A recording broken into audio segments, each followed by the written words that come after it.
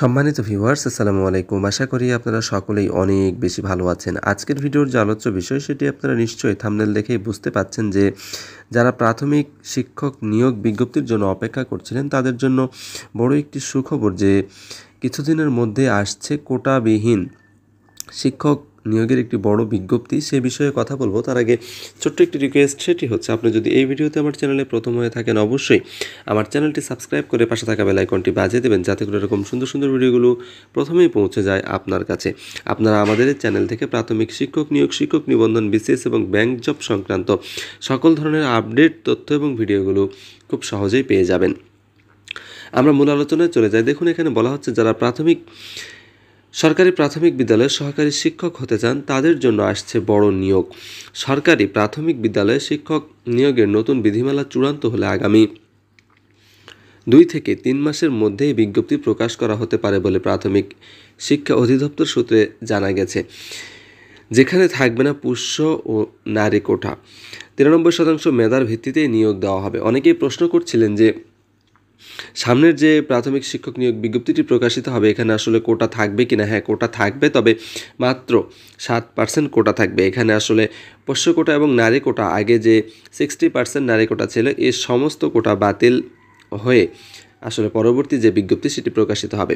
প্রাথমিক শিক্ষা অধিদপ্তরের এক কর্মকর্তা নাম প্রকাশ না করার শর্তে প্রথম আলোকে বলেন, সরকারি প্রাথমিক বিদ্যালয়ের নিয়োগ বিজ্ঞপ্তিতে আমরা কখনো পদের সংখ্যা উল্লেখ করি না, তাই কত পদের নিয়োগ বিজ্ঞপ্তি আসবে সেটা বলা ঠিক হবে না। তবে বর্তমানে সহকারী শিক্ষক পদে 8,043টি শূন্য পদ রয়েছে। বিজ্ঞপ্তি প্রকাশের সময় এই শূন্য পদ বেড়ে 10 থেকে 12,000 হতে পারে। এছাড়া সঙ্গীত ও শারীরিক শিক্ষা বিষয়ের জন্য 5,166 সহকারী শিক্ষক নিয়োগ দেওয়া হবে। অপরদিকে প্রায় 30,000 সহকারী শিক্ষকের পদোন্নতির মাধ্যমে প্রধান শিক্ষক হিসেবে যোগদানের প্রক্রিয়া চলমান। তারা পদোন্নতি পেলে এসব পদেও নতুন করে সহকারী শিক্ষক নেওয়া হবে। তাই বলা যায় সামনে যে বিজ্ঞপ্তি দেওয়া হবে সেখান থেকে বেশি সংখ্যক প্রার্থী নেওয়া হবে। আবেদনের সময় পদ বাছাই করে দেওয়ার সুযোগ পাবেন প্রার্থীরা।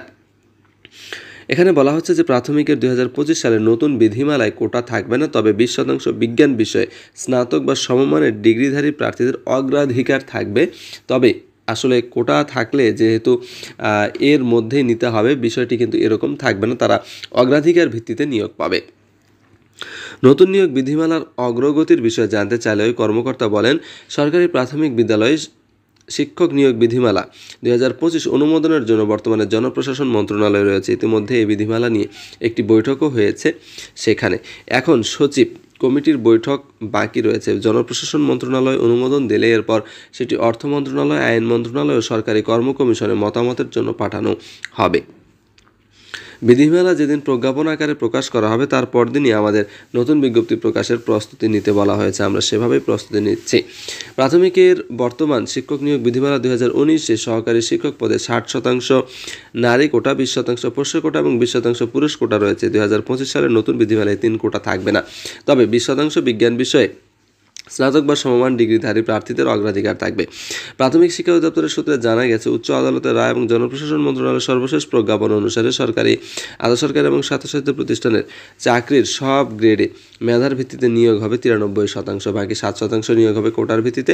প্রাথমিকের সহকারী শিক্ষকের পদটি 13তম গ্রেডের, তাই এই পদের নিয়োগে 7% বেশি কোটা রাখার সুযোগ নেই। 7% কোটার মধ্যে রয়েছে বীর মুক্তিযোদ্ধা, শহীদ বীর মুক্তিযোদ্ধা এবং বীরাঙ্গনার সন্তানদের জন্য 5%, ক্ষুদ্র জাতিগোষ্ঠীর জন্য 1% এবং প্রতিবন্ধী এবং তৃতীয় লিঙ্গের নাগরিকদের জন্য 1% কোটা।